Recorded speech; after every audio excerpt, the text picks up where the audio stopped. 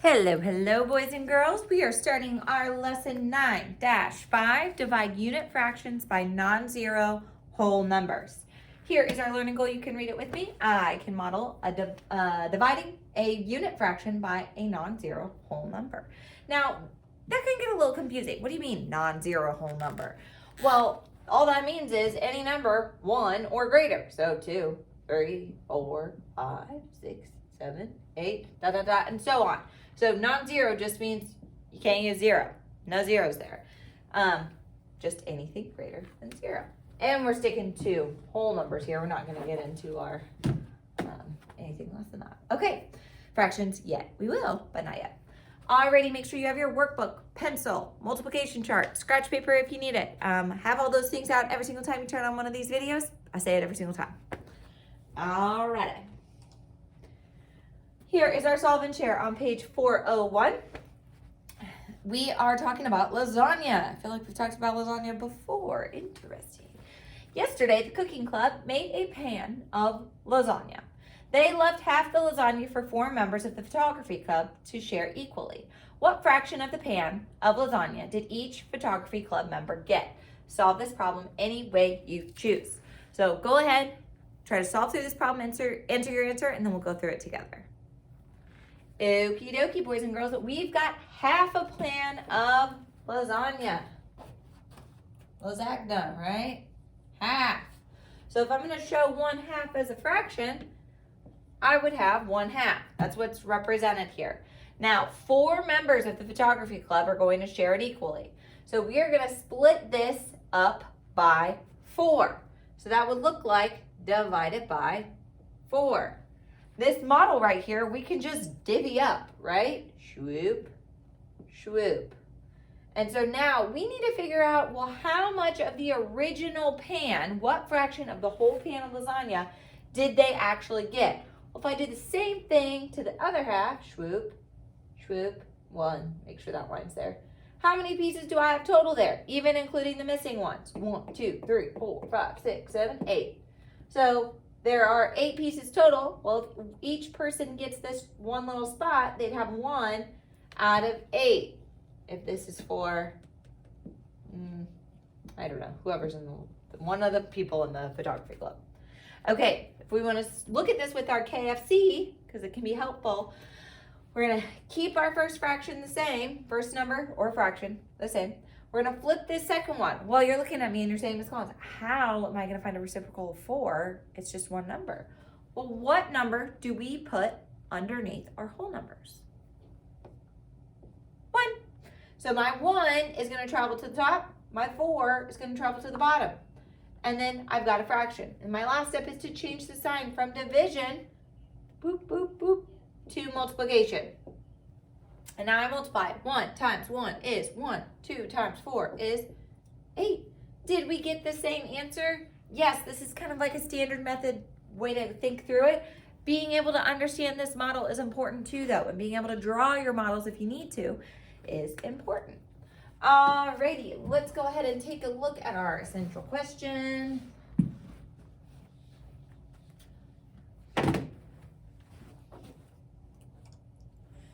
How can you model dividing a unit fraction by a whole number? Well, we just modeled 1. Let's keep on going. Half the pan of cornbread is left over, and Beth and Chuck are sharing leftovers equally.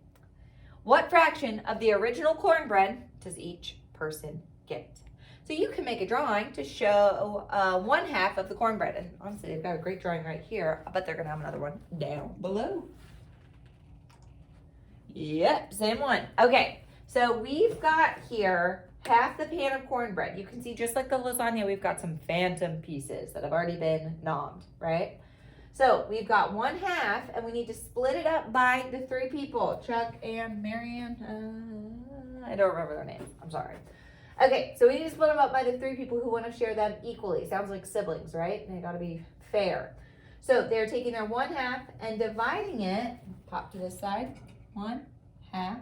They're going to divide it by 3 here. And so you can see we've got our half. And they're going to split it 1, 2 spots so that you have 3 equal pieces. Well, if you want to know how much from the whole pan, you just got to extend it out so it's all split up evenly. And then you've got 1, 2, 3, 4, 5, 6 pieces. So if I had just this one shaded in, how much are each of them getting? 1 out of the 6 pieces. They get 1/6 of the total cornbread pan. Okay, so another way to do this is to use a number line. I cannot say when I get problems like this, my first thought is, ooh, I'm gonna draw a number line. No, my brain goes here. But this is another way to do it. If this makes sense to you, super duper. So we've got our 0 and 1/2 with what they're starting with. See that? Okay. So now they're gonna split this half up into, they have to think about like the whole pan first, and then they're gonna split it up into, for 3 different groups in each. And so they only have half a pan, so they are gonna have to split here and here, but then they have to look at the whole number line to understand, well, you know, that's not the whole pan. So they wanna have that whole number line for the whole pan. And then they've got their 1/6 here, 2/6, and then 1/2, which is equivalent to 3/6 because 3 is half of 6, 4/6, 5/6. And so you can see if I'm looking from 1 to 1/2, this would be 1 cornbread, 2 cornbread, 3 cornbread. But again, my brain doesn't go to number line right away. I see these models a little bit easier. We can also use KFC, not the chicken, the division. Alrighty. So we're gonna keep our first number 1/2. That's how much cornbread we've got. We're gonna flip our 3 to be the reciprocal. So you might be saying, Ms. Collins, 3 is a whole number. How do we flip it? Just write it like this. No, you don't do that. Put it over 1, and our 1 is gonna travel loop up to the top. Our 3 is gonna travel loop down to the bottom, and we've got 1/3. Alrighty, so then I need to change my sign from division to multiplication. I do 1 times 1, I get 1. I did 2 times 3, I get 6. Do we get the same answer? Yes. Is this model beautiful? Yes. This also is a good way to think about it. Okay. Especially when, you know, you don't have cornbread and they're just giving you numbers. Sometimes it's kind of hard to attach it to something else or draw out those larger numbers. Okay. Let's see. In the example at the top of page 402, so if you're looking back at 402, is the cornbread. Suppose that 4 people were sharing half the cornbread equally. What fraction of the original cornbread, so that's the key, original cornbread, would each person get? So now we have 4 people sharing half of the cornbread that's left. So we've got half the cornbread left. We're splitting it up by 4 people. Well, if I draw my picture, we've got half this cornbread here. There's nothing over here. And so we're focusing in on this side. So then I would need to split this in half and in half. And so I want to model that over here so I see how much of the original pan. Well, we have 1, 2, 3, 4, 5, 6, 7, 8. So just one of these pieces here is going to be worth 1/8. Now we can still use KFC to also help us think through this one. 1/8 is our answer, but we're going to keep our first fraction the same, 1/2. We're going to flip this second one number, which you might be saying, Ms. Collins, method of flip. Yes, there is. We're going to put it over 1, and then we're going to do a little whoop, whoop. So our 1 comes up to the top to be the reciprocal, and 4 goes to the bottom. So I have 1/4, and I'm going to change my sign from division to multiplication. 1 times 1 is 1, 2 times 4 is 8. Bada bing, bada boom, we get the same answer as what's in our pan. In our model, which is great and important to be able to visualize. And then if that standard method helps you think through it, that's good too. In 3 through 6, find each quotient, use the picture or objects to help. So we have 1/4 divided by 2. What you might be catching on to here with these unit fractions, we're going to end up multiplying our denominator by the whole number, and our 1 will stay up top because, you know, what we're really doing with that KFC is that guy.